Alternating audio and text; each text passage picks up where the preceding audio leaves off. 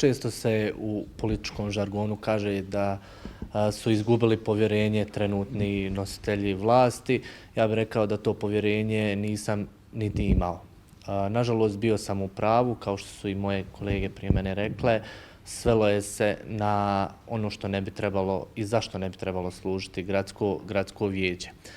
Meni je uistinu drago da su vijećnici koji čine ovu trenutnu većinu prepoznali trenutak da je Livno počelo zaostajati i za drugim gradovima manje i općinama manje veličine i važnosti nego što je to grad Livno, prvenstveno od strane zbog opstrukcija iz reda većine koja je vodila ovo gradsko vijeće i drago mi je da su se i drugi vratili nekim svojim programskim ciljevima i tako je, kako ste rekli na početku, idemo snažno za Livno, idemo Livno vratiti na onu putanju gdje je i bilo, idemo snažno, idemo otvoreno, idemo konkretno.